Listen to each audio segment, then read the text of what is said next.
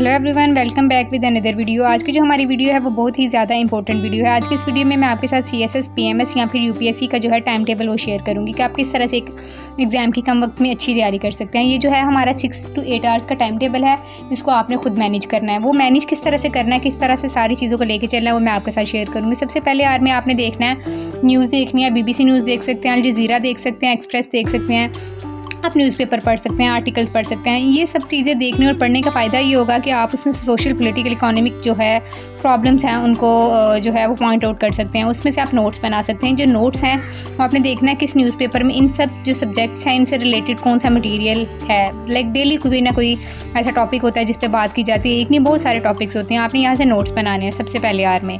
ये चीज़ आपको पता होगा कि इस टाइम वर्ल्ड में क्या हो रहा है, क्या नहीं हो रहा।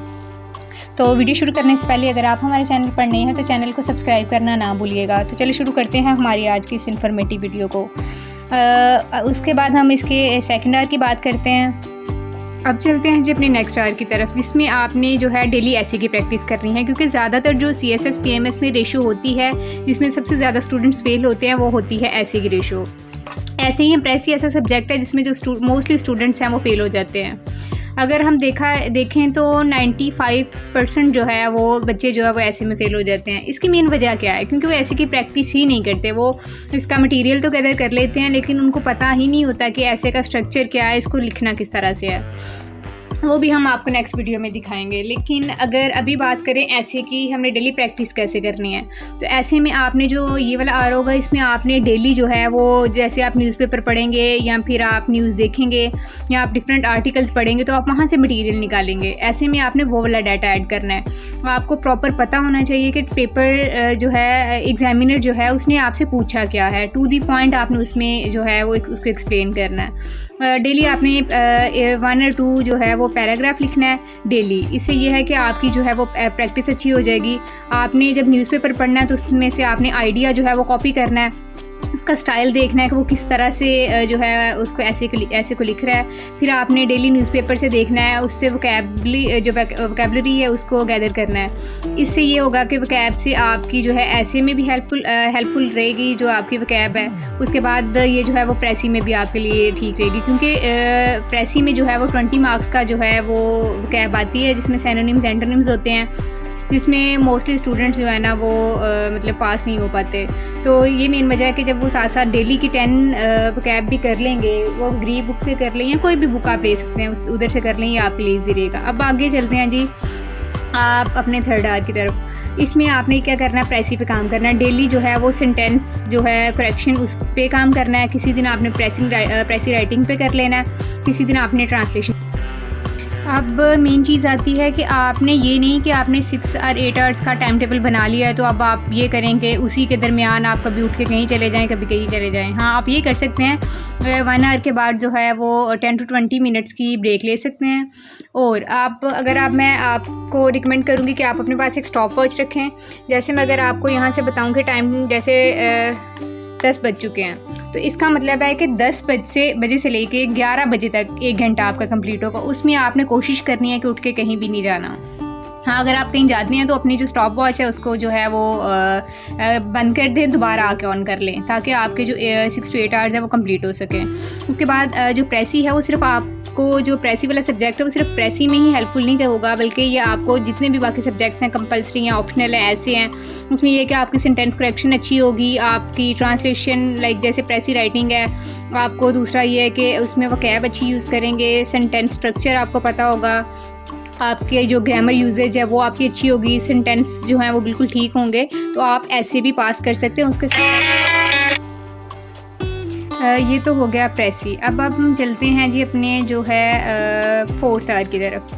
ये जो है आप इसको आगे पीछे भी कर सकते हैं, लाइक कि आप ये वाला जो है डॉन न्यूज़पेपर ये बाद में कर सकते हैं, कंपलसरी पहले, ऐसे पहले या फिर प्रेसी, जैसे भी आपको बेहतर लगता है। लेकिन मैं रिकमेंड करूँगी कि न्यूज़पेपर और न्यूज़ जो है वो आप सबसे पहले देखें, क्योंकि इससे ये है कि आपको पूरे दिन में लाइक जो गुजर चुका है उसमें क्या हुआ है या आने वाले दिन में क्या होगा उन चीज़ों के बारे में आइडिया हो जाएगा। और दूसरा ये कि आप नोट्स मेकिंग कर लेंगे। चलें जी अब आते हैं कंपलसरी की तरफ। कंपलसरी में जैसे कि CSS की बात करें तो GSA, इस्लामियात, पाक अफेयर, करंट अफेयर वगैरह आ जाते हैं। तो उसमें यह है कि आपने डेली जो है 1 आवर इसको देना है। ये नहीं कि आपने ऐसे प्रेसी पे टाइम देना तो आपने बाकी कंपलसरी पे टाइम ही नहीं देना, ऐसे नहीं है।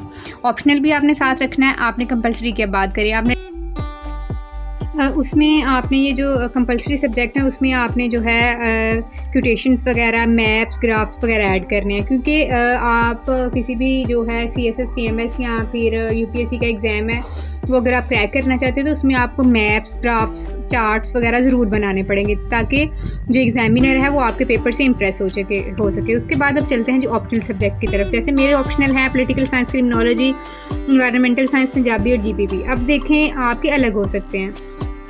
ज़ाहिर सी बात है कि आपका अगर पॉलिटिकल साइंस नहीं है तो IR होगा, उसके ये नहीं है तो कोई और सब्जेक्ट होगा।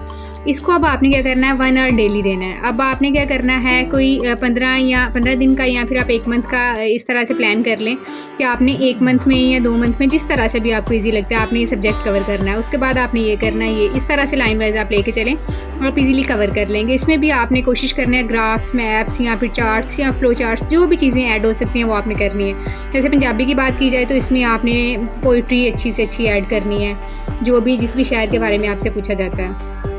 उसके बाद जी अगर आप साथ में 1 पेपर की तैयारी कर रहे हैं तो आपने डेली के जो है वो MCQs करने हैं। आप इंपॉर्टेंट वेबसाइट्स देख सकते हैं कि कौन कौन सी वेबसाइट्स इंपॉर्टेंट हैं, कौन कौन सी बुक्स इंपॉर्टेंट है। सबसे मेन चीज़ है वो है सिलेबस। आपकी ओवरऑल भी बात की जाए, कोई भी सब्जेक्ट है तो आपने किसी भी पोस्ट के लिए अप्लाई कर रहे हैं तो आपने देखना है सबसे पहले सिलेबस कि सिलेबस है क्या, उसके अकॉर्डिंग आपने अपना टाइम टेबल डिज़ाइन करना है। अब आपने डेली जो है कोशिश करके 20 से 30 मिनट आपने जो है MCQs को देना है। कुछ दिन आप कंपलसरी कर लें, कुछ दिन ऑप्शनल कर लें, आप 5 पेपर्स को रिपीट करें। उसके बाद आ जाता है जी 1 आवर, जो मेरे ख्याल में इम्पोर्टेंट है। वो इस तरह से आपने एवरी संडे जो है अपना जो है पूरा वीक जो है वो प्लान करना है कि मैंने इस वीक में क्या क्या चीज़ें करनी है, और फिर आपने उसको उसी तरह से लेके चलना है। आपने संडे वाले दिन प्लान करना है कि आपने इस वीक में जो है वो क्या क्या चीज़ें कवर करनी है, इन चीज़ों में पार्टिसिपेट करना है। एक ब्यूरोक्रेट बनने के लिए आपको व्हाट, वेयर, व्हेन, हाउ, ये वाली सारी चीज़ें आनी चाहिए। ये चीज़ें कैसे आएंगी, आप किस तरह से पेपर जो है वो एग्जामिनर के अकॉर्डिंग कर सकते हैं, वो आप क्या नाम है, एक डॉक्यूमेंट जो है वो आपको इजीली गूगल पे मिल जाएगा कि पेपर चेकर की जो है वो डिमांड क्या होती है। वो उससे भी आप जो है काफ़ी चीज़ें जो है वो देख सकते हैं। अब ये चीज़ें कहाँ से मिलेंगी, ये जब हम डॉन न्यूज़पेपर पढ़ेंगे तो हमें पता होगा, न्यूज़पेपर पढ़ेंगे, न्यूज़ देखेंगे तो पता होगा कि कौन कौन से इश्यूज़ चल रहे हैं, क्या चीज़ें हैं सारे। ये सबसे इम्पोर्टेंट चीज़ है। होप सो आपको ये चीज़ें समझ में आ गई होंगी। मेरा ये इस तरह से बनाने का मकसद सिर्फ यही था कि आप लोगों को मैं अच्छे से समझा सकूं एक पेज पे, ना कि मैं अलग अलग पेजेस बनाऊं और आपको भी कंफ्यूज करती रहूं। अब आप इसको किस तरह से डिज़ाइन कर सकते हैं, आप ये जो मैंने चीज़ें इस तरह से लिखी हैं आप इसको हॉरिजेंटल में लिख सकते हैं। यहाँ पे आप लिख सकते हैं डॉन या फिर कुछ भी ऐसे, प्रेसी, कंपलसरी, ऑप्शनल, इस तरह से। अब आप यहाँ पे डेट मेंशन कर सकते हैं। यहाँ पे आप डेली का टिक कर सकते हैं कि मैंने आज ये वाला सब्जेक्ट कर लिया है, इस साल में ये कर लिया।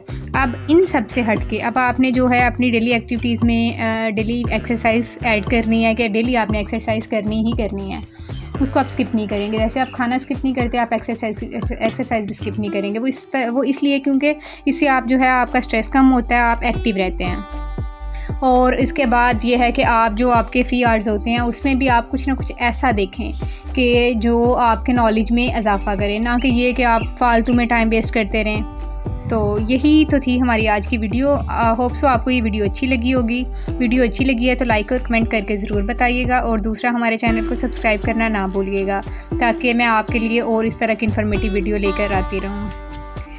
तो इस वीडियो को बनाने हुए हमें तकरीबन 1 घंटा लग गया क्योंकि मुझे पॉज करना पड़ा है। तो चलें फिर मिलते हैं एक नई वीडियो के साथ।